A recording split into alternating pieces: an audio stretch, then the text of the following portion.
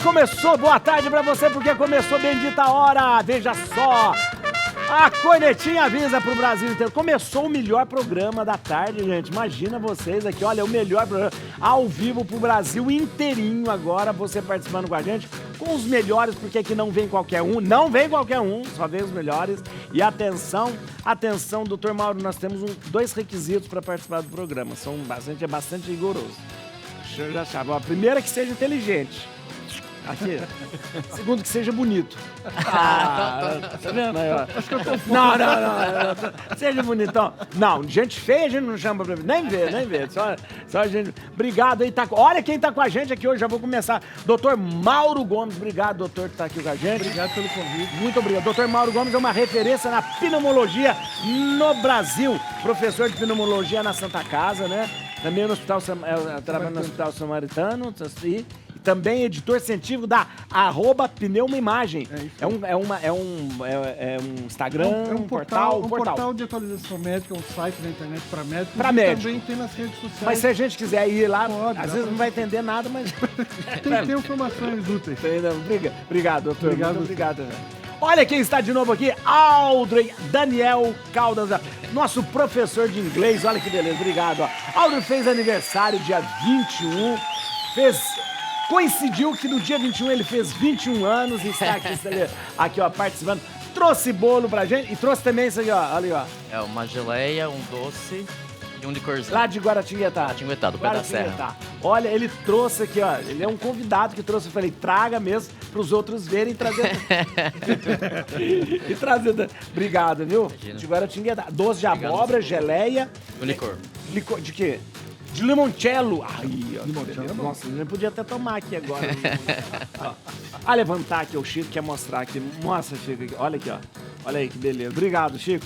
E olha quem está, Daniel Rochel, nosso psicólogo. Daniel, obrigado. Viu? Bom estar aqui de novo. É muito bom ver você falar. Sempre que eu vejo o Daniel falar, eu falo, ai, meu Deus do céu, preciso fazer terapia. Mas é bom, obrigado, viu, Daniel? Obrigado, sempre bom. E o doutor Lincoln Augusto, nosso consultor de carreira, sempre aqui dando muita dica, muito importante. Obrigado, doutor. Obrigado, padre. É uma alegria estar aqui. Obrigado. Obrigado, é uma alegria. Vamos lá, gente. A gente sempre começa com o programa com um pensamento. Vamos ver. Um filho de 4 anos para sua mãe. Não grite comigo. Eu não sou o papai. Não vou ficar quieto. É verdade. Olha, não, é verdade. Hoje filho de 4 anos faz isso hoje, não faz. Não grite comigo, eu não sou o papai, não vou ficar quieto. Isso, não vou ficar quieto. Mas esse negócio de filho que de repente começa a gritar com os pais é um problema, né? Não, Daniel? Não. Já é um problema que vai repercutir na vida adulta dessa criança. Então. Eu às vezes eu fico meio escandalizado quando eu vejo. Hoje, gente, a gente fala, porque quando a gente tá mais velho, a gente tem essa coisa de dar pitaco da educação dos outros, né? A gente fica meio assustado. Eu acho que nós nunca chamaríamos ou nos relacionaríamos com o pai ou com a mãe, assim, de uma falta, não, né? Jamais. De jeito nenhum, né? Fala, você, eu não consigo, meus pais não são vivos. De você. Putz, eu não conseguia chamar você. Meu pai, se eu falasse você, eu me quebrava os dentes. Mas você, mas é o senhor, a senhora, até... Mas hoje em dia tem pais que até esperam um filho escolher que restaurante vai comer. Ai, meu Deus. Pede autorização para uma criança, às vezes de 4 Não anos. acredito. Eu lembro de criança, ainda tinha que pedir a bênção. Benção, é verdade, pedir benção. Pro avô, pra avó. Ô, doutor, eu não dormia ali em casa, estando em casa, já era velho, pra dormir eu ia pedir benção. Às vezes meu pai e minha mãe já estavam na cama e eu ia lá pedir benção. Pedir a benção. E aí, se não falasse, eu não ia pra cama. Benção mãe, benção pai, benção Essa avó. mãe, vai todo mundo. Igual o filme lá dos Walton. Boa noite, John. Até todo mundo. Mas é interessante. Isso é verdade, os filhos começam... Diz que antigamente tinha um patriarcado, né? Hoje é o filiarcado. Filiarcado, não. São os pequenos imperadores. O filho manda em tudo, né? As relações mudaram muito, né? E é importante tomar muito cuidado porque o ambiente influencia bastante no comportamento da criança. Ela basicamente vê aquilo que acontece em casa e reproduz no meio social. Então tem que ficar muito atento. É verdade. Os pais não educam e querem que a escola eduque. Isso que é o problema. Quero que escolhe Duque, que a catequese Duque, que é desse jeito. Sobra pra todo mundo. Mas se a Terceira escola for educação. educar, os pais vão reclamar. É verdade, é verdade. Aí vai lá na... O que você fez com meu filho? É verdade, é verdade. Ciclotimia. Conheço o transtorno que leva de euforia a tristeza em segundos. Psiquiatra avalia possíveis gatilhos e tratamentos adequados de condição, geralmente confundido com transtorno bipolar. Ô, Daniel, ciclotimia não é, então, bipolaridade? Não. É assim, é uma variação, né? Ah. Mas muita gente confunde com transtorno de personalidade borderline. E não é um transtorno de humor. Então a pessoa varia. Uma hora ela tem estados de hipomania, que é aquela euforia exacerbada, alegria, entusiasmo, autoestima lá em cima. E de repente cai e vai para mini depressão, que é uma depressão um pouco mais leve, mas que causa prejuízo para essa pessoa. Mas não é a bipolaridade. É uma variação. Variação. Isso. Se chama ciclotimia. Ciclotimia. É. Aí a pessoa, ela sofre porque ela tem essas oscilações de humor e principalmente quem convive com essas pessoas. Porque é uma loucura. Uma hora a pessoa tá feliz, de repente ela tá depressiva. Você não sabe quem é aquela pessoa, né? Você não sabe como agradar essa pessoa, o que fazer para ela ficar bem. E muita gente vai lá e começa a tratar com antidepressivo, que é a pior coisa, porque como esse estado de humor varia muito, o antidepressivo não é um tratamento indicado para os casos desse transtorno. Agora, eu conheço muita gente, não sei se dia bem ligar, que é tipo assim, um dia está bem, um dia não. Eu conheço gente que eu primeiro preciso falar assim, ó, bom dia, para saber mais ou menos como que vem o humor. Resposta, pela né? resposta. Saber por onde eu vou. né? Será que de repente chega a ser uma coisa assim da pessoa? Pode ser, ou pode ser também, tem vários fatores. Tem que ver a estrutura de vida dessa pessoa, como que ela internaliza as dificuldades, os problemas que ela está vivenciando, porque tem pessoas que têm uma sensibilidade maior. Então isso tem que ser avaliado clinicamente. Virou muito moda, todo mundo tem depressão. Todo mundo que tem tristeza está com depressão. E não é assim, a depressão é uma doença e você tem que sentir ela por um tempo determinado. Tristeza todo mundo tem, a gente precisa sentir tristeza. A gente precisa sentir É um tristeza. sentimento como outro qualquer. E a depressão, a tristeza, ela faz parte de alguns momentos. Ó, uma pessoa, você passou por um momento triste, você vai sentir tristeza. E você tem que sentir. Agora, a disforia que eles falam, disforia não é também essa mudança brusca de um sentimento? Sim, né? Também é uma mudança que acaba trazendo prejuízo emocional para a pessoa, porque a gente precisa ter um certo estado de homeostase. Quando a gente está uma hora muito feliz e de repente fica muito triste, você não sabe lidar com as suas emoções, porque muda de repente. Isso não é bom para a pessoa, ela fica confusa em relação ao comportamento, como se ela se posicionar perante os outros, e as pessoas acabam se afastando. Porque você está conversando com uma pessoa, a pessoa está brincando, rindo, já, pum, De repente cai. ela cai e começa, às vezes, até chorar, coisa. Bateu uma tristeza, Isso é muito. É ruim para quem convive, né? Isso. Porque fala, o que eu vou fazer agora? Né? Você não sabe como agir com aquela pessoa. E também não é indicado o uso de antidepressivo porque a pessoa não está com depressão. Ela tem esse estado. Tem alguma coisa mais profunda ali. Tanto é que, assim, das coisas que a gente indica é a pessoa ter um trabalho que ela tenha flexibilidade de horário. Porque ela não sabe como ela vai estar naquele dia. Então, às vezes, ela acordou bem, ela vai trabalhar. E se no dia seguinte ela não acordar bem? Aí ela não vai conseguir, porque esse estado de mini depressão já coloca ela na cama e já faz ela não ter disposição para nada. Então, até nas atividades profissionais, é difícil ela contar isso para as pessoas. Porque, assim, como que ontem você estava muito bem e hoje você está com uma depressão, parece que a pessoa está mentindo. É verdade. E ela não está mentindo, é por causa do... Sim. A gente estava falando das crianças agora há pouco, da superproteção que existe hoje em dia, do filharcado, né? Que foi comentado. Esse fato não pode gerar adultos depois com essa tendência de não suportarem esses momentos de tristeza e entrarem numa situação como essa? Pode, porque essas crianças não são colocadas na frustração. E você impor limite para os filhos é você educá-los para lidar com todos os tipos de situações. Se você fica o tempo todo dando só prazer, alegria, coisas que os filhos estão pedindo. Você não frustra essas crianças, elas vão crescer com depressão e até podendo cometer suicídio, porque você gera uma frustração tão grande na vida, o não que você não escutou dentro de casa, a vida vai falar para você. E aí você não aprendeu a lidar com isso, você não aprendeu a ser uma pessoa resiliente e muitas vezes até resignada. Aí o adulto cresce, ele não sabe lidar com as circunstâncias da vida e acaba querendo até acabar com a própria vida. Então os pais precisam colocar limites nos filhos. O limite é importante até para a criança ou adolescente saber o lugar que ele ocupa no mundo. Aqui dentro é assim, até aqui você pode, daqui para cá você não pode mais. Interessante. Muito bem. Aprenda inglês com música. Olha, nós temos um professor de inglês aqui. Músicas são uma ótima fonte de linguagem da vida real. Você pode usá-las para praticar várias habilidades linguísticas diferentes. Acima de tudo, as músicas são uma forma divertida de aprender inglês. Deixa eu te falar uma coisa, André. Quando a gente escuta Frank Sinatra, Frank Sinatra é ótimo, mas quando a gente escuta o pessoal mais antigo cantar, dá perfeito para entender tudo que eles cantam. Mas Agora quando um rapper falando, né? Agora, quando esse pessoal fala, Deus me livre, a Adele, né, não tem uma palavra da tal da Adele falando, A cantando. Adele acha que é questão do accent, né? Do sotaque dela por ser britânica. Do britânico. Mas é muito difícil, de repente, a gente pegar uma música e entender o que é. Tanto é que tem gente que, às vezes, canta umas músicas, não tem nada a ver e sabe o que está cantando, né? São 5 habilidades que envolvem o aprendizado de um idioma, né? Que a gente tem o speaking, que é a parte de fala. O listening, que é a parte de você ouvir e entender.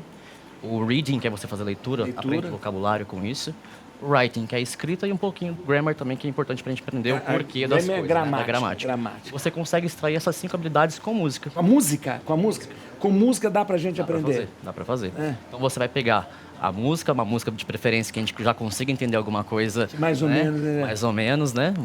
Um sotaque limpo, claro, que a gente consiga entender. E vai entendendo. Pega essa letra dessa música, você vai ouvir e vai terminar o seu listening. Faz a primeira vez seguindo ali a letra. Segunda, terceira, quarta, quinquagésima vez, cantando, treinando speaking. E aí vai aprendendo. Engraçado, eu fui aprendendo no colégio, eu aprendi inglês também com música. Aprendi muito, ela passava Ebony and Ivory. Eu lembro que as professoras sempre tocavam Ebony and Ivory. Eu tenho músicas que eu aprendi quando eu era adolescente, que eu nem imaginava que eu ia ser professor de inglês, que eu lembro até hoje também. E eu entendi e tal. Mas tem essa coisa do ouvido ser mais apurado para você entender? Um tem mais ouvido do que o outro? Ah, sim, eu acho que tem sim. Tem, né? Quando você dá aula de inglês, você usa muita música? Eu uso um pouco. Não estou usando muito, não, mas eu uso sim. Agora, a questão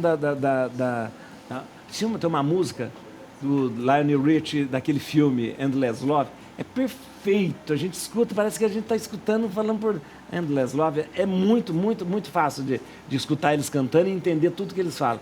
Mas, gente, vou te falar uma coisa. Tem coisa que a música é divertida, né? Eu acho que, assim, são 3 minutos, né? 3 minutos, na média, 2, 4 minutos no máximo. É verdade. Sempre me perguntam qual série de TV ou qual filme que seria melhor para aprender inglês, para treinar, né? Isso. Já coloca a legenda, né? Vai ouvindo. Eu acho que música é uma ferramenta música é bom. melhor ainda. E é romântica, né? Que é mais lento. Mais lento. Você consegue fazer a repetição. Rap, né? Porque daí é muito rápido. O rap eu não entendo nem o português. Não é verdade, doutor. Nem português também entendeu. O rap americano pior, né? É difícil mesmo. É verdade. Não, e depois tem outras coisas que tem na música hoje também, na música de hoje que antigamente não tinha, muitas expressões idiomáticas, né? Que aí é difícil de entender, né? Aí eu aconselho já no próprio site de letras de música. Hoje você tem a própria tradução do lado. Essa tradução vai variar de um site para outro, porque são expressões que você precisa traduzir da melhor forma por português, né? Então, às vezes, tem uma variação na tradução também. Mas já pega essa tradução no próprio site da música. No próprio site. Porque tem expressões em inglês que não significa nada, né? Por exemplo. Não, ou na tradução não vai fazer sentido pra gente na literal, né? Eu tava, tem umas coisas de dog. Às vezes você fala dog no meio da música não significa nada que deveria ser a coisa. E outras... Não necessariamente vai ser cachorro, né? Não vai ser cachorro, não vai ser cachorro. Não vai ser cachorro, vai ser outra coisa. Mas que música você tá colocando aí? Quem que tá colocando? Quem que tá lá? Tá tocando musiquinha branca, trilha branca. Aqui, mas é interessante. quando a gente fala de aprender, você usando hoje a internet, lhe dá mais possibilidade de você aprender mais por causa disso. Você pega a letra, você pega coisas, você vai comparando essas coisas assim, né? Sim, a internet tá aí, facilitou muito, né, gente?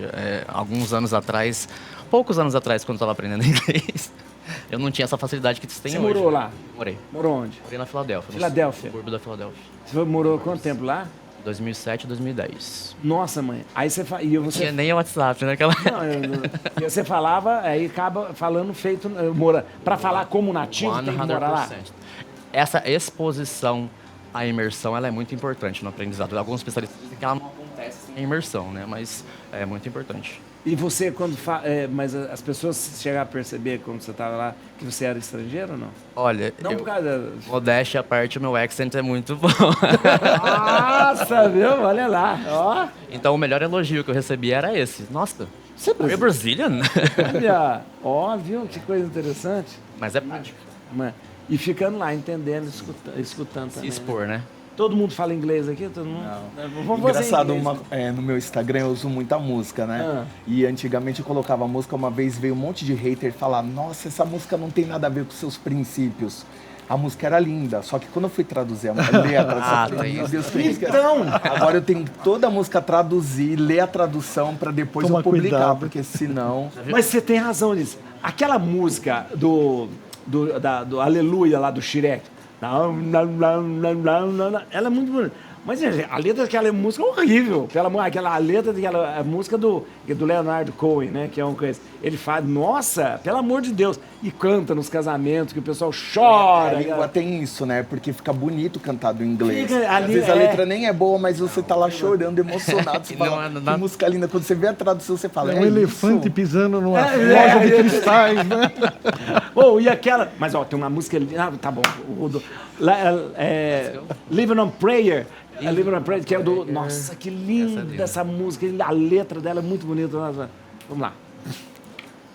Pneumonia não tratada pode evoluir para quadros mais graves e causar infecção generalizada. Opa! Em caso de suspeita da doença, a pessoa deve procurar uma unidade básica de saúde mais próxima da sua casa para avaliação. Agora é minha consulta, porque eu vou falar.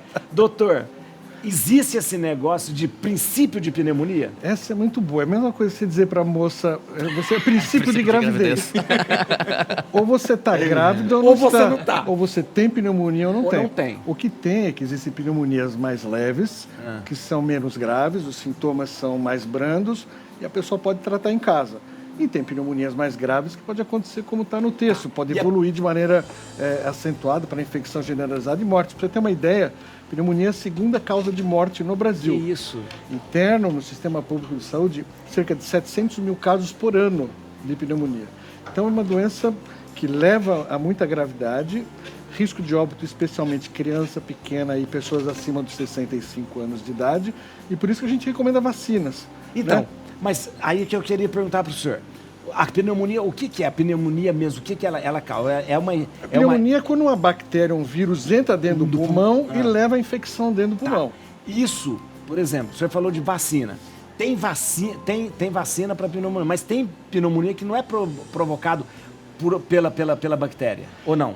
Existe uma infinidade de bactérias e vírus que podem causar pneumonia. Né? A principal chama pneumococo. Pneumococo. Para essa tem vacina. É uma bactéria que só dessa bactéria tem 100 tipos diferentes dela. Só para ter uma noção, variantes dela. Tá. Se eu tomei essa aí, eu estou protegido da pneumococo. Tá, protegido. Mas eu posso ter uma pneumonia. Mas você pode pegar um vírus influenza, por exemplo, e ter pneumonia pelo vírus influenza, pneumonia pelo vírus da Covid, pelo vírus sincicial, que é um outro vírus que dá infecção. Que é o vírus que vai para o pulmão e vai ficar... Que pode levar a pneumonia. Mas o que acontece muitas vezes é que os vírus, eles funcionam como um cavalo de Troia. Eles abrem as defesas respiratórias, aqui desde o nariz, garganta, laringe, traqueia, brônquios, para que a bactéria depois entre e faça festa. Tá. Agora, doutor, por exemplo, eu tô com uma gripe, a pessoa está com a gripe. E aí a gripe, ela tem aquela história, a gripe mal curada virou pneumonia. É isso que nós estamos falando. O vírus, ele abre a defesa respiratória, a pessoa se cura da gripe, mas a bactéria que causa a pneumonia se aproveitou daquela fragilidade momentânea e entrou para dentro do pulmão. É como a gente tem até uma expressão que brinca, né? O vírus condena e a bactéria executa. Doutor, mas como é que eu sei a diferença? Por exemplo, tô uma gripe e aí comecei tossir. Como que eu vou saber a diferença de pneumonia só para uma tosse? É muito difícil só saber. pelos sintomas saber. Se você tem uma febre que está persistindo 2, 3 dias, tosse com catarro, dor no peito, falta de ar, especialmente falta de ar, cansaço, respiração fica mais ofegante, vai procurar o atendimento médico. A pneumonia sempre dá febre? Geralmente dá febre. Pode existir situações em que a febre seja baixa ou seja imperceptível. Não consegue. Especialmente idoso faz menos febre. Faz menos febre. Então, o idoso que aparecer com sintomas de cansaço de maneira mais súbita, uma tosse que não tinha, uma moleza, uma indisposição, é bom buscar o atendimento. Tem uma outra coisa que o pessoal usa no senso comum, pneumonia silenciosa. Essa é uma expressão que ganhou corpo na internet que não tem nada a ver. Tem nada a ver. Pneumonia silenciosa, entre aspas, que as pessoas chamam, é aquela pneumonia que tem poucos sintomas. Então a pessoa negligenciou os sintomas. Ela estava com tosse, mas ela achava que era uma gripe, não foi buscar atendimento médico, ou tinha uma febrícula, achava que era um resfriado. E quando vai no médico, poxa, você está com pneumonia, mas eu não sentia nada. Não, sentia. Tinha um pouco de tosse, tinha um pouquinho de febre, tinha um pouco de mal-estar, mas era um quadro mais leve. Então a pessoa negligenciou. Eu vou falar uma coisa aqui, que é muito feio que eu vou falar, mas eu vou falar porque eu vou fazer minha culpa aqui. No começo do ano eu tive uma gripe, a gripe passou por uma tosse. E aí eu tossi e tive muita febre. Aí aconteceu. Aí quando o catarro ficou muito denso, verde, aquela coisa, aí eu falei, agora eu acho que eu tô com pneumonia. Olha que absurdo. O que eu fiz? Acho que o homem demora mais. Então, olha o que eu fiz. Não posso falar isso, não. Se me automediquei. Não faça isso, não faça isso. Porque o que leva à gravidade da pneumonia é exatamente a demora no início do tratamento correto. Tem até estudos que mostram que se a pessoa demora mais do que 4 horas esperando no pronto-socorro para ser atendido, a pneumonia tem mais chance de morrer o indivíduo do que com menos tempo de atendimento. Já na espera. Jesus... Nossa, não na espera, mas a pneumonia demora mais tempo para você começar a tratar, ela vai caminhar para essa infecção mais generalizada. O catarro, só o catarro não é sinal de pneumonia, não? Só o catarro não, porque sinusite dá catarro também, a pessoa às vezes expectora e é do nariz o catarro, né? Então outras situações também dão catarro. Mas o catarro... É um sintoma. Verde ou mais maduro? O catarro verde, amarelo, verde, marronzado é sinal de infecção. E o meu já estava preto. Nossa. É verdade. Bronco-pneumonia, o que é? A mesma coisa? Bronco-pneumonia é a mesma coisa. Mas veja essa história que a gente contou, da gripe mal curada, entre aspas, que a avó falava isso pra gente, né? O Silvio Santos teve uma gripe antes, foi para casa, pelo menos a informação que a gente tem de imprensa. Aí ele voltou depois com a pneumonia. Essa é a história. O vírus abriu as defesas para a bactéria depois entrar. Mas o meu pai morreu justamente com uma pneumonia, porque ele tinha enfisema. Já estava debilitado. E aí ele teve uma gripe muito forte, e aí não foi ao médico, ele começou com aquela coisa de xarope. Quando vê, já estava uma pneumonia instalada. E o pulmão com enfisema não tinha mais como responder. O enfisema é uma doença que dá em pessoas que fumam. Essas pessoas, as defesas respiratórias já estão mais debilitadas. Então, acima de 65 anos, pessoas que são fumantes, têm doença respiratória crônica, doença cardíaca crônica, essas são pessoas, diabetes, são pessoas de risco para ter infecção mais grave. Essas precisam se prevenir mesmo. Vacinar é sempre bom. Vacina é fundamental. E a vacina de pneumonia todo ano? Vacina de pneumonia, existem vários tipos dela. A vacina mais nova, mais moderna que está chegando no Brasil é uma dose única que vai proteger a pessoa de maneira mais permanente. Porque a bactéria da pneumonia ela não varia tanto quanto o vírus da gripe, que todo ano está mudando. Então, todo ano tem que atualizar a vacina da gripe. Eu vou tomar vacina de pneumonia hoje mesmo, deve ser verdade. Olha. Agora, é interessante que o pessoal reclama da vacina da gripe. Tomei vacina da gripe e fiquei gripado. Né? A vacina da gripe... então uma outra pergunta. Então deixa. Spoiler. Tá queimando a largada. Escassez de habilidades é o maior risco relacionado à força de trabalho, segundo conselheiros. Escassez de habilidades. Ou seja, tem pessoas, mas tem pouca habilidade. Pois é, e a gente precisa entender de que habilidade a gente está falando, né? Se a gente está falando de habilidade técnica ou se a gente está falando de habilidade comportamental. Mas, em linhas gerais, o que a gente tem percebido, e nos relatórios do Fórum Econômico Mundial, é que há, de fato, uma escassez nessa geração que vem, e a gente sempre fala sobre a tal da geração... Sempre é um geração desafio. M. Pois é. Que letra que tá a geração? A geração M de... 3 pontinhos, né? Geração Z, geração M. E é claro que isso vai gerar um risco maior à força do trabalho, porque se eu não tenho uma mão de obra capacitada, preparada, para lidar com as diversidades que a gente tem do mundo do trabalho, fica muito difícil. Eu diria, inclusive, que as questões relacionadas à inteligência artificial certamente vão ser uma habilidade que, na sua ausência, vão trazer muitos transtornos para os novos modelos de trabalho. Porque é impossível hoje a gente falar de trabalho e não falar sobre o uso da inteligência artificial. É verdade. Ela já faz parte da vida de todo mundo, independentemente de qual área de atuação. Todos os lugares. Até que, enquanto o professor de inglês estava explicando do processo de aprendizagem, a Samsung lançou um fone de ouvido que hoje ela acabou com essa torre de Babel dos idiomas, porque eu falo em português, ele traduz simultaneamente em árabe para você responde em árabe, traduz em português. Mas isso vai acabar com a habilidade da pessoa. Pois é, isso vai acabar com a habilidade. Exatamente. E aí a gente tem uma habilidade cognitiva, né? Não é só uma habilidade social, mas é uma habilidade cognitiva porque eu deixo de usar uma parte importante do meu cérebro, né? O córtex pré-frontal dorsolateral, que é uma área responsável por tomada de decisão. Então a gente precisa ficar muito atento e esses conselheiros já detectaram que essa mão de obra que vem chegando vem com uma certa escassez de habilidades comportamentais. Então, isso é sério porque, na verdade, por exemplo, se a inteligência artificial começa a fazer todas essas... Mesmo essa questão da língua, hoje as pessoas não têm mais trabalho nem de estudar quando vai para fora. Já fala no celular, né, já mostra para a pessoa e tal. É muito triste saber que a pessoa nunca vai ter essa habilidade de poder, o prazer também de poder falar em outra língua, uma coisa assim, ou então ter uma habilidade, porque confia, fala, não, deixa que isso o celular faz, né?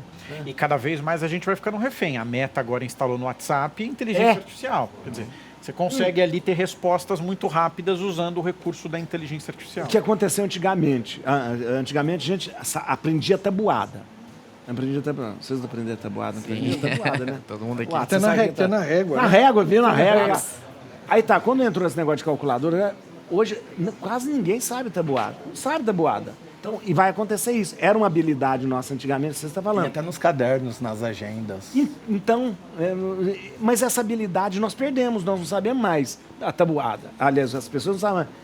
Essa habilidade se perdeu, essas outras habilidades vão se perder também. E aí a gente tira o poder de autonomia de tomada de decisão, o que faz uma geração mais dependente, né? Então eu não consigo tomar decisão, eu não consigo fazer escolhas, porque eu não tenho áreas desenvolvidas para fazer isso, justamente pela ausência dessas habilidades. Imagina uma empresa que tem um cenário complexo para tomar decisão e que você tem colaboradores, eventualmente, que não têm essa capacidade porque foram se privando, utilizando os recursos mais fáceis e os atalhos para resolver problemas. Então a habilidade vai ser um dia uma coisa muito importante na contratação de alguém.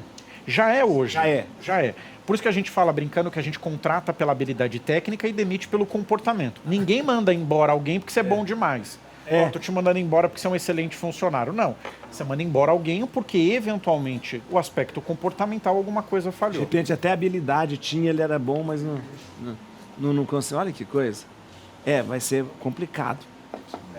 Você vai ter muito trabalho, Daniel, nos anos futuros aí. Amém. Muito trabalho. Perca o medo do medo. A reação serve para nos proteger dos perigos, mas quando passa dos limites, se converte em fobia por causa uma pane no sistema. Daniel, interessante. Qual que é o limiar do medo e da fobia? Essa coisa do medo e da fobia. Porque o medo ele serve para nos proteger de uma situação perigosa. Agora, a fobia é quando você antecipa essa situação perigosa sem ter uma evidência que pode acontecer aquilo. Por exemplo... É uma coisa sem razão, então. Sem razão. A pessoa simplesmente ela está com medo daquilo. Então, começa a virar uma fobia. Por exemplo... todo mundo sabe que a aranha pode ser perigosa, mas você não vai entrar num quarto, por exemplo, entrar aqui no estúdio e começar a procurar em todos os lugares para ver se não tem uma aranha. Aí já começa a caracterizar uma fobia, porque você está com medo irracional. Irracional. Nós precisamos ter medo. O medo é importante, tanto é que estamos aqui por causa do nosso medo. né? O medo... Senão a gente não teria sobrevivido. Não teria sobrevivido como espécie. A gente andou em bando desde o começo, porque um vai avisando o outro, ó, lá é perigoso, não vai, não põe o dedo na tomada. A mãe fica protegendo a criança porque ela não tem medo das coisas. A gente vai adquirindo medo e ele serve para nos proteger. Só que, por exemplo, pessoas que têm medo de falar em público. Tem gente que tem fobia disso, passa mal. Passa mal, né? E já tem pesquisas dizendo que depois do medo da morte, o segundo maior medo das pessoas é falar em público. Gente, não é possível. Olha que coisa. Tem gente que passa mal, tem fobia, tem pesadelo só de pensar em ter que falar em público. Por quê? Você pensa assim, eu vou ser destruído, as pessoas vão me humilhar, eu vou errar. Então, começa a virar uma fobia. E a fobia precisa ser trabalhada como? Com exposição. Ou seja, fazer a pessoa estar exposta Entrar ao em medo. contato com aquilo. Com medo. As pessoas acham que eu tenho medo, eu vou me afastar daquilo. Não, você tem que ir lá enfrentar o medo. Tem que vacinar. Vacinar, é verdade. É vacina. interessante vacinar. E aí é com vacina. exposição. Por exemplo, eu atendia uma mulher e ela morava numa praia, ela queria sair de casa, ela não conseguia. Eu falava, tinha medo, ela tinha uma fobia social. Fobia social. Então eu falava, a gente vai ter que sair, você vai com o celular, ela fazia terapia online, e eu vou estar com você, você vai sair, vai entrar em contato com as pessoas. Tem que estar em contato com aquilo, lógico, a exposição é gradativa. Você não vai pegar... jogar como se fosse uma tortura, né? Eu, por exemplo, tenho medo de altura. Eu também tenho. Eu tenho pânico de altura. Mas eu já fui em lugares altos. É lógico que eu fui de forma gradativa. Então, eu trabalho com a fobia, a exposição gradativa. Você começa, por exemplo, quem tem fobia de cachorro. Tem gente que tem. Tem gente que tem fobia de cachorro. Então, você vai pegar uma pelúcia, vai dar um bichinho de pelúcia, depois você vai mostrar fotos. Aí você vai pegar artigos, por exemplo, um osso de cachorro. Você vai pegar, lógico, dentro do que a pessoa consegue. Até onde ela vai. Você não vai forçar. Olha, hoje a exposição é essa. Você vai combinar com a pessoa. Semana que vem, o que você acha da gente ver fotos de cachorro? Eu acho legal. Porque você não pode traumatizar mais a pessoa. Senão piora. Piora. Senão vai piorar a fobia. Vai piorar. Pô, então Daniel, gradativamente. Todo mundo tem uma fobia assim, não tem? Todo mundo tem um. Deve ter. Se perguntar, pode falar? Não é que todo mundo tem uma fobia. Por exemplo, medo de avião. Eu tenho uma irmã que ela tem pânico de avião. Olha lá, outro a ponto do avião tá no Oceano Atlântico. Uma fala, para que eu quero descer. Nossa. Para esse avião agora. Então, o que eles fazem no avião? Isola ela, porque ela pode... ela pode contaminar todo mundo para ter realmente desencadear um comportamento coletivo, né? coletivo. Então eles tiram, já chegou que eles deram a primeira classe para ela. Vou falar aí que eu tenho... Várias vezes ela viajou de primeira classe. Eu vou falar isso. Na KLM, porque ela falava assim, ela realmente entra assim, parafuso, ela fica... Gente, eu sei, então muito ruim eu tenho uma tem. fobia muito séria. E depois as pessoas... Eles... sabia que isso é sacanagem que vocês fazem comigo, tá bom? Por quê? Eu vou falar aqui, mas depois eu vou falar aqui. Eu tenho uma que chama onfalofobia. Eu não posso ver umbigo, não me fala... Umbigo? Nem me fala disso. É sério mesmo? Sério, não gosto, eu tenho pavor, não gosto. Você vai perguntar como que eu lavo, limpo o umbigo. É uma coisa assim, terrível. Eu passo mal, eu quase desmaio. E não gosto de ver. Não gosto. Mulher grávida com aquele umbigão, quase morro. Aguento. Nossa, de onde veio isso? Então, não sei. Alguma coisa. Não gosto. E aqui, aí caí na besteira um dia de falar isso aqui na Rede Vida. Aí os câmeras aqui, ó. Não, é sério, é verdade. Às vezes eu tô apresentando programa, eles levantam a camisa e ele põem sacanagem. Isso é exposição. Isso é exposição, não é gradativo. Isso aí já não é gradativo. Aí tem que começar com uma foto, olhando capa da revista Boa Forma. Não quero não. Porque nunca é tarde demais para aprender um idioma quando adulto. A antiga ideia de que o aprendizado de idiomas é melhor antes da idade adulta está em debate. Os adultos têm uma série de vantagens quando se trata de aprender um segundo idioma e isso traz grandes benefícios. Professor Aldrin, então, vamos lá. Essa coisa do... Essa pessoa fala, criança que é bom aprender. Velho, então, não aprender? Aprende, não aprende? Como a notícia diz, né, já se teve essa ideia de que quanto antes na vida você começar a aprender inglês, melhor. Mas realmente hoje os cientistas, os As pessoas estão debatendo essa questão. Porque você diz até que é melhor até para evitar Alzheimer, essas coisas, Exato. você exercitar o cérebro com uma nova língua, Exatamente. Na idade adulta, eu acho que um dos grandes benefícios são esses, né? Você não tomou café? Eu tô de olho aqui. Que absurdo. Gente, nossa hora do café vai te... Olha, nossa hora do café. Né? Mas, por exemplo, essa questão do adulto aprender melhor, né? Porque o cérebro é um músculo. Então, na idade adulta, você já tem esse músculo desenvolvido. Então, você tem outras habilidades que você consegue absorver mais o aprendizado. E você tem alunos mais velhos? Eu trabalho 18+, né? 18 mais. 18 mais? 18 mais. Oh, e aí, e você não vê mais dificuldade na pessoa mais velha, não? Tem mais dificuldade. Não posso negar que não tem. Tem mais dificuldade, mas é possível, sim, aprender. Mas tem mais resistência também. Eu acho que as pessoas, quando vão envelhecendo, já colocam na cabeça a crença de que eu não vou mais aprender. Tem muito isso. E a gente trabalha isso também durante as aulas, né? Porque hoje as minhas aulas são VIP, né? São VIP individual. Então você consegue direcionar o aluno com essas questões também, né? Porque a pessoa, se ela vai já com uma ideia já cristalizada, não vou aprender, pronto, aí isso já trava. É uma crença limitadora.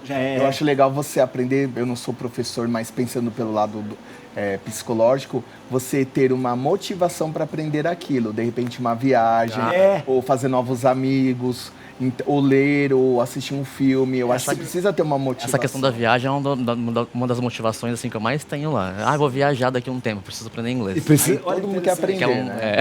É interessante mesmo. Aí você conseguir falar, isso é uma vitória para a pessoa. Eu estava falando isso para ele, que a melhor coisa é quando você viaja e a pessoa... Porque aqui eu acho que tem um bloqueio pela nossa sociedade que a gente fica falando assim, eu não falo direito, eu não vou testar. Quando você chega lá fora e você fala qualquer coisa e a pessoa entende, você fala, uau, então entendeu o que eu falei, é muito legal isso. E uma coisa muito interessante, você falou assim, quando você vai falar uma língua lá nos Estados Unidos, na Inglaterra, você vai falar com sotaque. Mas sotaque é a coisa mais natural do mundo. Sim, eu falo com sotaque de mineiro, sotaque de caipira, que eu falo, outro fala com sotaque... Então, o sotaque tem que se fazer entender, né?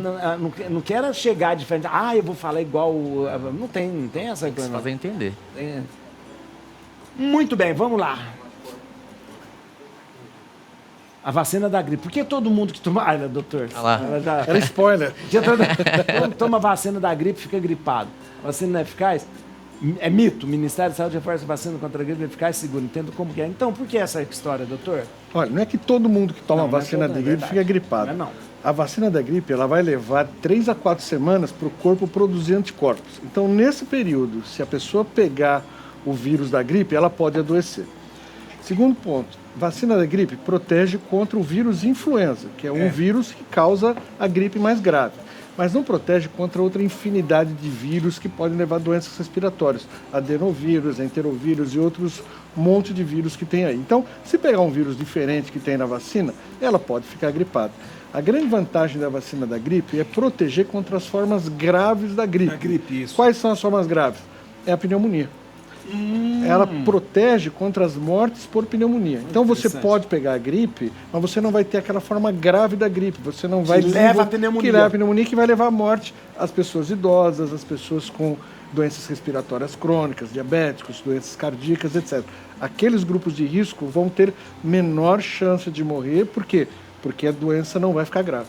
Doutor, a gente você falou de vias respiratórias. Existe uma diferença de vias respiratórias mais alta, mais baixa? Como que é essa diferença? Vamos supor que... Vamos delimitar aqui na epiglote. Aqui, na região aqui um pouquinho abaixo da garganta. Acima a gente pode dizer que são as vias altas. Que é principalmente o que dá aquelas faringites, laringite, sinusite. Isso. E para baixo são as infecções dos brônquios, bronquite e pneumonia, por exemplo. Doutor, a questão... Tem um monte de mito sobre pneumonia. A pessoa fala assim, eu tomei chuva, eu vou ficar gripado, ou vou ficar com pneumonia. Não existe.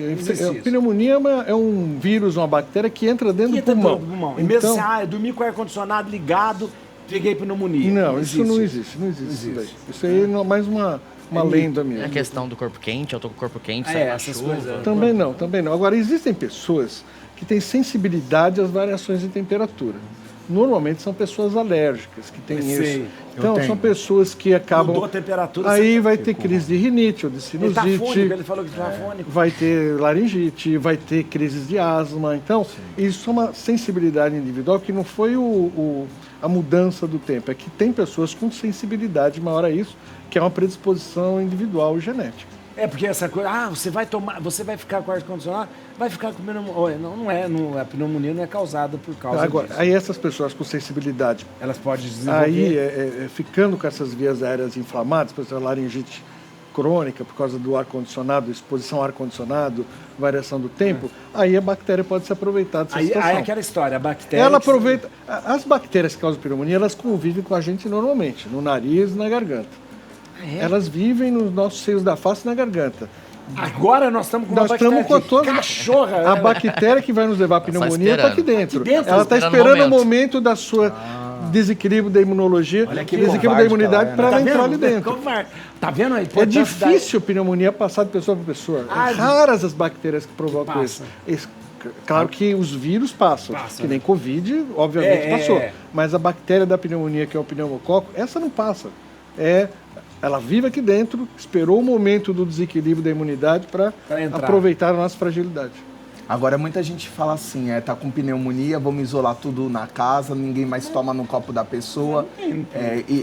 É transmissível? Não, a pneumonia pela bactéria, não. Agora, se for um vírus respiratório, por exemplo, o vírus da Covid, que passa facilmente de pessoa para pessoa, é preciso manter o isolamento. Porque você facilmente vai transmitir e a gente orienta o uso das máscaras para que você não contamine as outras pessoas. E a vacina da gripe é a partir de qual idade? Que se Vacina da gripe, desde criança, já pode aplicar. Gente, e agora pneumonia também. Pessoal participando com a gente, Manuel Jales, o ensino associado a filme e música é muito proveitoso. Só tem que ficar atento às expressões portuguesas para o inglês, né? Porque às vezes muda a questão de... Vamos lá. O que distancia os brasileiros de uma alimentação saudável no escritório? Essa pesquisa responde. Realizado no online currículo. Professor de português. Ainda bem que não está em inglês. Online currículo. Mas olha aqui. Mas mistura inglês com português, Aí, fala uma coisa. Olha aqui. Isso aqui, o currículo, né? Online currículo, levantamento ainda mostra que para 40% dos entrevistados, as refeições balanceadas têm forte impacto na produtividade. A alimentação no trabalho é uma droga, não é? Porque hoje tem o tal do iFood que vai matar metade da população do mundo, sabia? Vai perder o patrocínio.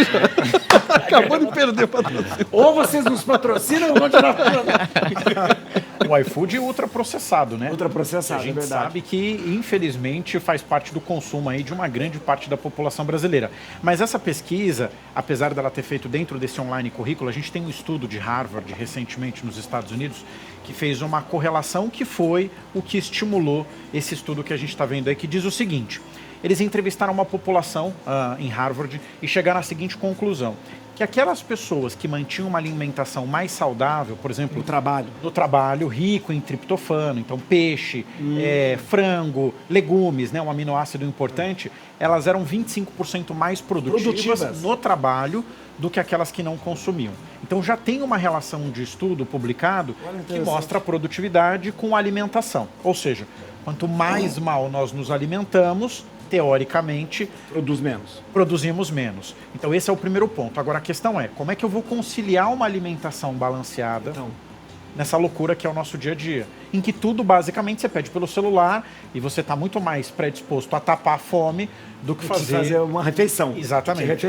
A maior parte das pessoas... Ninguém traz mais marmita, traz? Eu acho que...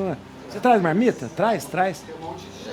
Tem um monte. Eu acho que quando a pessoa treina, ela tenta focar mais na alimentação. Que tem agora as marmitas fit. Né? Mas quando a pessoa traz a marmita, geralmente a comida de casa é mais saudável. É mais saudável. Mais saudável. E normalmente costuma, inclusive, fazer melhora para a própria pessoa, né? Porque ela evita consumir excesso de açúcar, carboidrato. É verdade. Que a gente não percebe, mas que tem uma correlação interessante com esse estudo. Então, sobretudo depois da pandemia, a gente percebeu muito na volta ao escritório essa alimentação mais desregulada. Porque quando eu estava em casa, eu tinha um controle maior. Eu cozinhava, cozinhava, preparava o alimento, né? Agora, com essa questão de marmitarias fit, isso volta um pouco. Mas ainda é um desafio, porque a maioria das pessoas diferentes que responderam aqui no estúdio, elas ainda consomem muito ultraprocessado. Mas as empresas, locais de trabalho também têm que proporcionar um ambiente onde a pessoa possa ter refeição. Porque também você sentar na mesa do escritório... e tempo. Você sentar na mesa, na baia, né? E ficar comendo também não é uma refeição saudável, né? Aí tem os dois lados, né? A empresa, que tem que fornecer um espaço adequado, né? Que atenda ali normas da segurança alimentar, mas também o colaborador, o funcionário, que tem que ter esse hábito mais saudável e regulado com a alimentação. Agora muita gente trabalha na rua, é muito difícil, então, né? É vendedor, é comprador, trabalhos físicos na rua, é muito complicado. É complicado mesmo. Acabou? Ah, não acredito. Bora! Aí, ó. Essa música é bonita demais, gente. Muito bonita, olha. Né, Laura?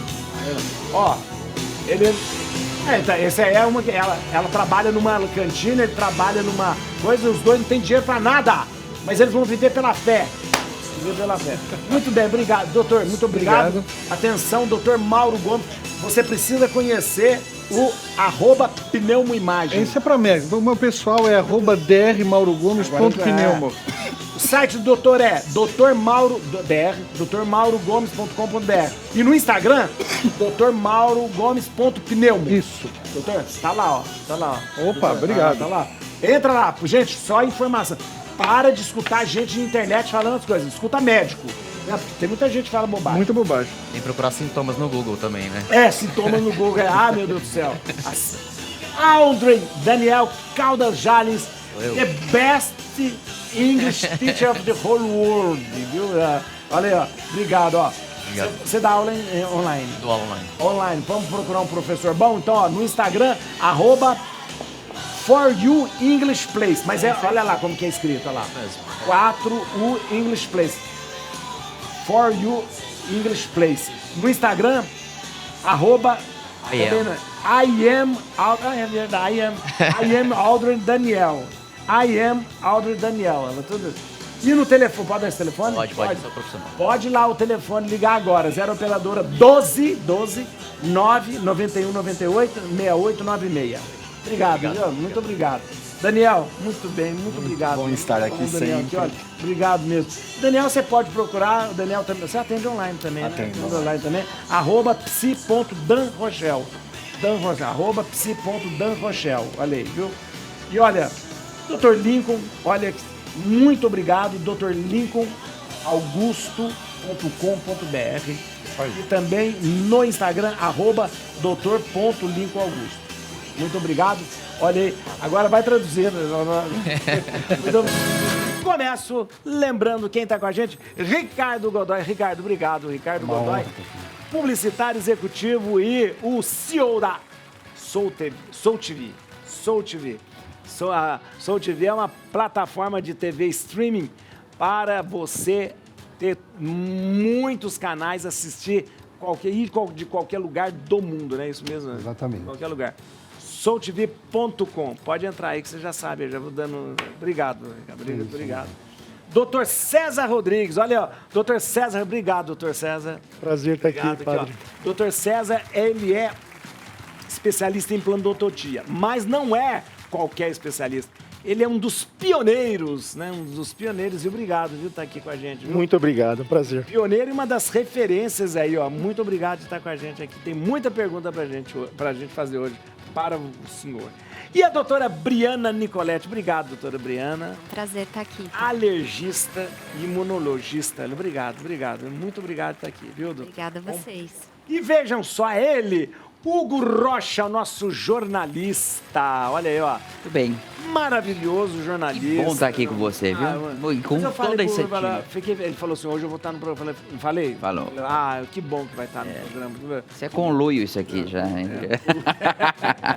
Cerca de 30 milhões de desdentados no Brasil. Entenda o impacto do edentulismo. Essa palavra existe? Existe. Olha que É o desdentado total. desdentado total. Desdentado total, que não tem um dente, não tem nenhum dente e ainda pelo assim, menos uma arcada, né? Mas e essa realidade ainda existe? Porque Ainda a gente pensa existe. que, de repente, essa coisa de não ter dente, da dentadura, é uma coisa do passado, então não é. Não, muito pelo contrário. E ainda tem um dado que é alarmante. Um pouco mais de 80% dos adultos chegam aos 45 anos sem pelo menos 3 dentes na boca. Que isso? Peraí, sem 3 dentes? No mínimo. No mínimo. A gente tem quantos dentes mesmo? 30. São 32. 32. Contando os dentes do siso. O siso também? Contando. Mas geralmente a gente arranca esses dentes, não arranca? Depende, a grande maioria das pessoas. Arranquei. Possivelmente ele estava mal posicionado. Então tá faltando tava 4 bom. dentes O mesmo. senhor está sem juízo, pai. O senhor está desajuizado. Tá faltando, então, 32, tá com 28, geralmente. 28. Faltando, tirando os 4, 28. Tirando os 4, sim. Mas é um impacto imenso, né? Imagina. Agora, porque um dente que a gente tira, ele já faz um estrago danado em toda a arcada. Sim. Imagine que você perde um dente da arcada de baixo. Se você perde esse dente e não repõe esse dente, os do lado já faz uma migração. O de cima abaixa. O de cima, mexe no de cima também? Porque ele não vai ter onde... De apoiar. Porque o dente está ligado ao osso através de fibras elásticas. Ele movimenta, então? O dente movimenta? Conhece de carro, motor? Sei. Sabe o coxinho do carro? Sei. Coxinho do motor, aquela peça que faz o motor do carro trabalhar? É como se fosse isso. Então, se você não tem o anteparo, o antagonista desse dente, as fibras afrouxam e o dente desce. E aí começa o caos. Por quê? A pessoa começa... Um dente, hein? Um dente. De um dente, A pessoa começa a ter contatos prematuros na mastigação. E como todo ser humano, a gente se adapta a tudo, não é verdade? Então, imagina só, você está com dor no quadril, né, doutora? Você dá uma compensada e começa a andar um pouquinho mais de lado. O que vai acontecer? Você vai ter problema no joelho, no tornozelo. E assim acontece com a boca. Então, nós temos um osso embaixo que articula, um osso com 2 articulações, e se articula, se relaciona através dos dentes. Você mexeu no dente, você começa a mexer na articulação. Você mexe na postura. Nossa! Você já tem dor de cabeça, você dorme mal. E aí a consequência é, sem contar as questões locais. Eu estou falando de uma maneira geral. Afeta sono, afeta o seu relacionamento, sem contar das questões locais, na boca, que também vão se somatizando. Agora, já a gente falou 30 milhões de... Quando a gente fala que a pessoa não tem um dente na boca, há um problema muito sério, porque é questão de deglutição, questão de digestão, questão de tudo para uma pessoa que não tem dente. Todas as questões funcionais, né? Primeiramente do começo, que é a formação do bolo alimentar. E como esse bolo alimentar, ele vai passar pela faringe até chegar no estômago. E como que isso vai chegar no estômago? Aí o que tinha que ser mais triturado, os pedaços são maiores. Impacta na digestão. E começa a impactar até o final do ciclo digestivo. Doutor, você é um dos pioneiros da questão do implante no Brasil. Durante muito tempo, antes de falar de implante, usava a dentadura.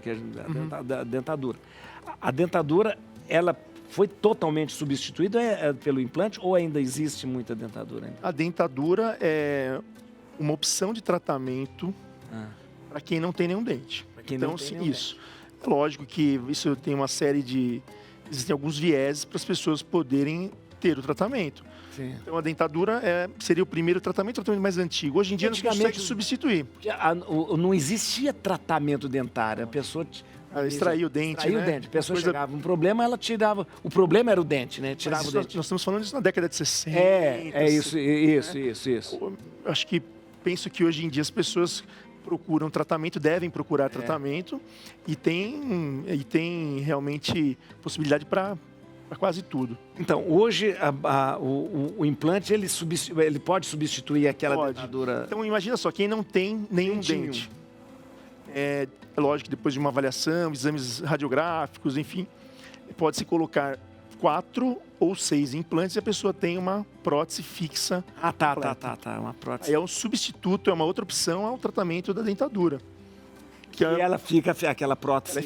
ela é fixa, a pessoa tem qualidade de vida, consegue ter uma boa digestão, uma boa mastigação, uma boa digestão e assim vai. Olha que interessante. Mas o impacto, além do impacto funcional, o impacto emocional de uma pessoa que não tem dentes, desde que ele não tenha um ou mais dentes, é imenso. Imenso.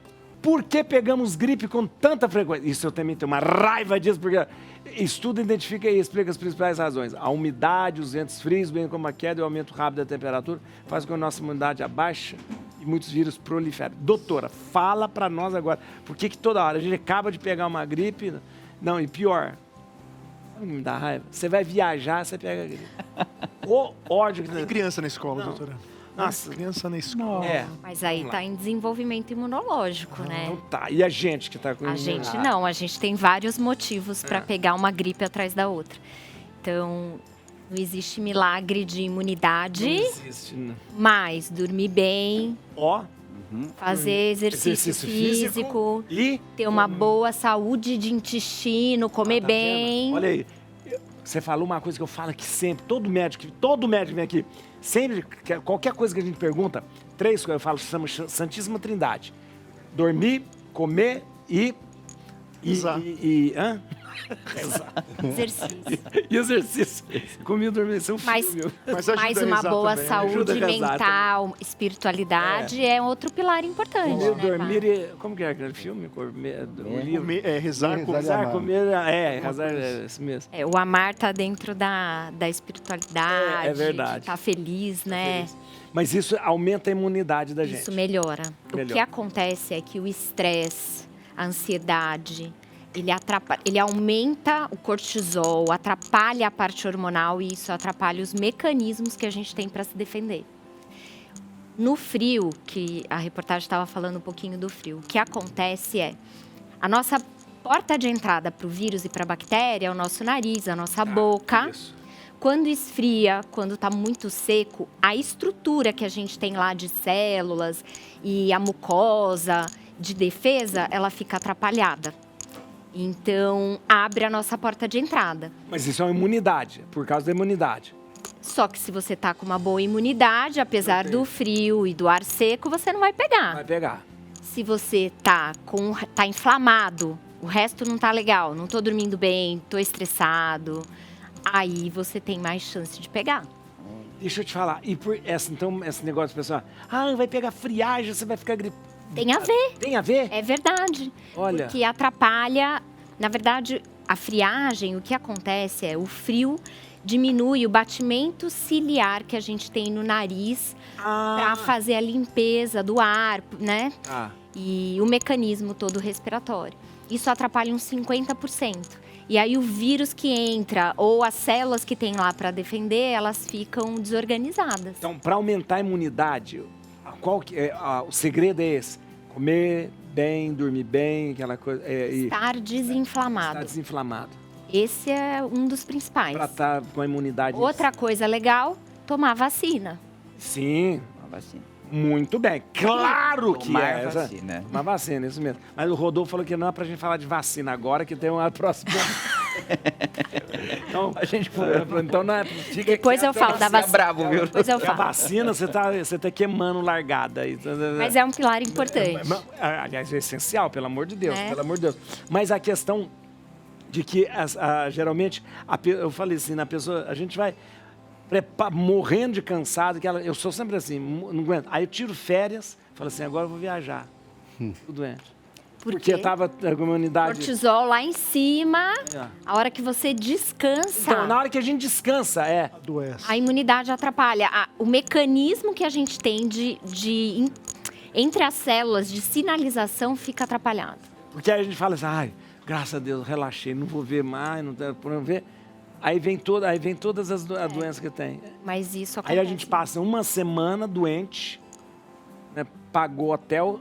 Durante as férias, doente. Pagou hotel para ficar doente. Por isso que eu falo para os pacientes, a gente tem que ter o foco de estar sempre bem. A gente sabe que tem momentos da vida que não é tão fácil, mas a gente não pode esquecer o que a gente precisa fazer, entendeu? Qual é o foco, né? Santíssima Trindade, dormir bem, comer bem e fazer exercício físico. Também tem que fazer esse exercício físico. E assim, é pra tudo. Se a gente fizer isso, nem precisa tomar remédio. Muitas vezes Só não. vai no dentista. Só vai no dentista, nem precisa tomar remédio. Né? Aí eu ia perguntar um negócio essa coisa de imunidade também faz com que a gente fique... desenvolva alergia? Essas alergias? Alergia respiratória... Não, mas outras alergias. Tipo sim. urticária. Se você está inflamado, aumenta a chance de você ter alergia. Que tá, assim, estressado, começa a coçar. Sim, muito. Eu te falei que eu tava coçando o pé. Eu falei assim, eu tô estressado. Eu acho, às vezes podia ser Pode. porque eu tava estressado comecei a coçar o pé. Pode ser, né? Sim, muito. Olha que coisa. Ou porque é chover. Sabe? Tem gente que começa a coçar o pé, vai chover. Coçar a mão, dinheiro. Vai chover, Não, dinheiro. dinheiro. Ah. Dinheiro. A orelha quando tá falando mal e tal. Nossa. Vamos lá, gente. Jornalismo, imparcialidade no jornalismo, mito ou meta? Então, esses jornalistas... Assim, então, não fala mal dos coitados dos jornalistas. Nós. Ó, seguinte, esse negócio de imparcialidade é muito difícil, mas é o seguinte, quando a gente entra lá na faculdade, no primeiro ano, a primeira lição obtida pelos professores, que os professores nos passam sejam imparciais. No fim do curso, a gente entende que isso fica difícil. Por quê? A imparcialidade ela é complexa porque a gente trabalha em veículos de comunicação que muitas vezes pertencem a grupos e os grupos têm os interesses. Você tem o seu interesse na sua casa. E os grupos, não é problema ter... Não é problema ter. Os grupos terem lado. Não é. É natural, você tem seus interesses. New York Times lá nos Estados Unidos, ele se posiciona contra o Trump. Ele fez um editorial contra o Trump. No jornalismo americano, existe posicionamento, existe... Mais do que aqui? Lá eles se posicionam e assumem. Aqui no Brasil, tende a mostrar, nós somos imparciais. Muitas vezes colocando os dois lados, mas o tempo dedicado aos lados nunca não. Na maioria das vezes não é igual. Mas é o seguinte, a gente tem meio escrúpulo, né? O jornalismo aqui no Brasil tem meio escrúpulo ainda já. João, nós vamos assumir um lado e vamos ser por aí. Mas o que acontece, o que as pessoas acabaram...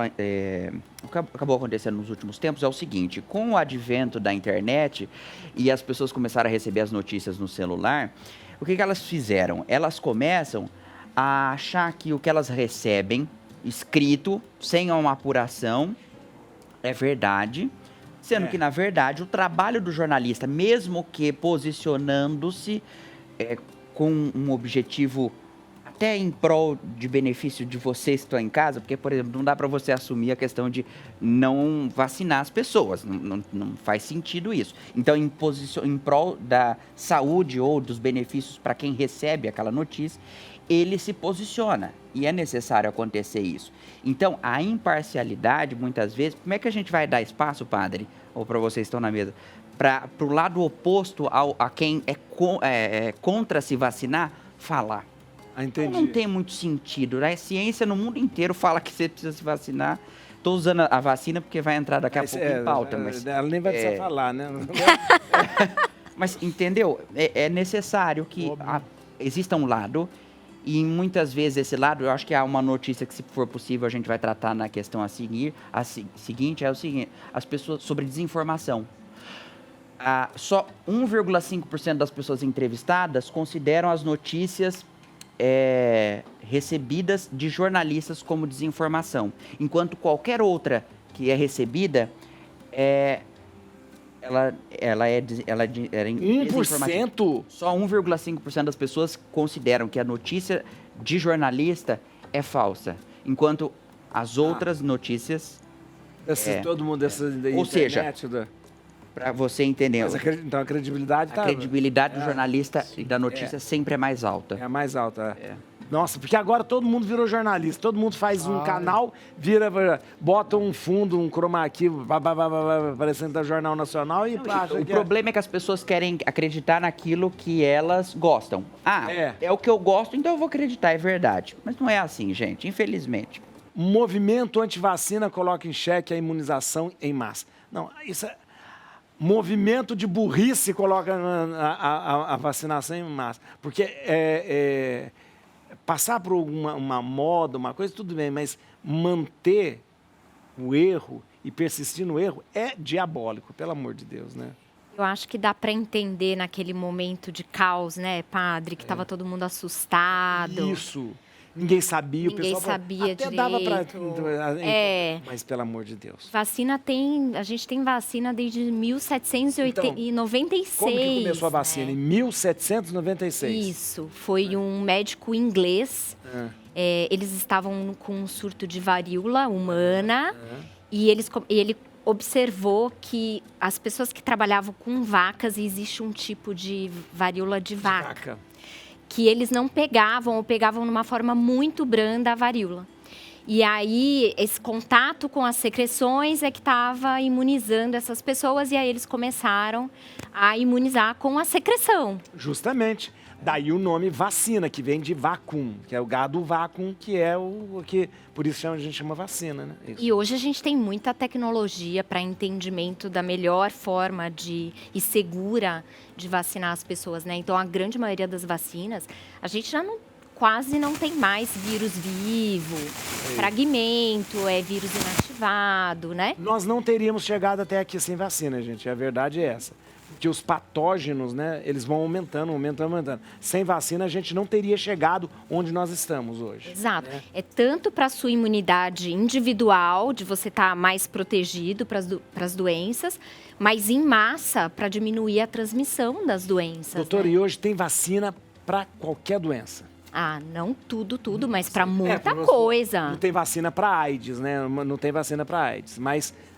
tá testando, mas existe pesquisa, existe tudo isso. Não tinha vacina para dengue, agora tem dengue. Já tem. Agora tem, né? Então tem para muita coisa, bactéria, vírus, várias coisas, né? Doutor, existe, eu tô falando de patógeno, tem 3 patógenos, que é vírus, bactéria e fungo. Isso. Quais são os mais letais? Qual que é o mais letal? Ou depende? Puxa, depende, né? Mas o que tem mais transmissão são os vírus. Os vírus. Porque os vírus, eles são mais simples. Então, eles mudam muito rapidamente por causa da o estrutura DNA. Mais simples. Então, a chance de você pegar novamente... O vírus é uma... Bactéria é muito... também. Agora, nós temos vacina para... nós temos fungicida, mas vacina para fungo não tem. Tem? Não tem. Vacina para fungo. Não tem. A gente tem alguns tratamentos, né, inclusive para quem tem candidíase de repetição, por exemplo. A gente tem um tratamento para tentar melhorar essa imunidade. Mas não é uma vacina. Mas não é uma vacina. Não é uma vacina. Interessante. Ô, doutora, agora, vocês médicos, e principalmente médicos na sua área da imunologia, ainda enfrentam resistência em relação a algumas pessoas que falam que não vou vacinar? Muito. As pessoas ficaram com medo. Acho que tem algumas pessoas que têm medo de vacinar. Mas é o que você falou, assim. A gente já passou por sarampo, pólio. Sarampo, pólio. Tudo isso a gente conseguiu vencer. Conseguiu vencer por causa da vacina. Nós conseguimos acabar com a poliomielite por causa da vacina. Conseguimos acabar com o sarampo por causa da vacina. Não existe outra coisa. Conseguimos acabar com a pandemia de Covid por causa da vacina. Exato. Você quer perguntar alguma coisa, Rodolfo? Doutora, é o seguinte, teve infelizmente essa desinformação, fake news e tudo mais que contribuiu bastante, né, para essa queda da vacinação. Qual é o caminho hoje em dia? Porque a gente tem informação, tem acesso à informação. A senhora acha que falta o quê? Mais empenho de programas do governo? Ou, sei lá, uma abrangência maior até das próprias redes sociais, informando melhor? Qual a senhora acha que deve ser o caminho para isso tentar voltar à normalidade, né? E as pessoas aceitarem melhor as vacinas? Eu acho que é um pouquinho de cada coisa que você falou. Então, sim, né, o governo...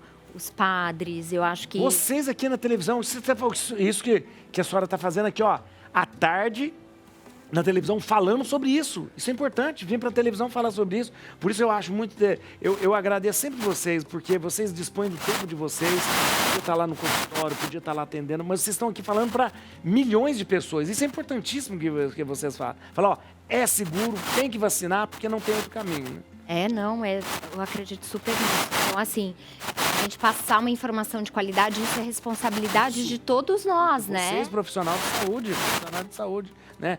A gente hoje vê a internet tomando o lugar do médico, tomando o lugar do especialista, por quê? Porque o médico, um influenciador chega lá e dá uma receita. Não use isso porque isso...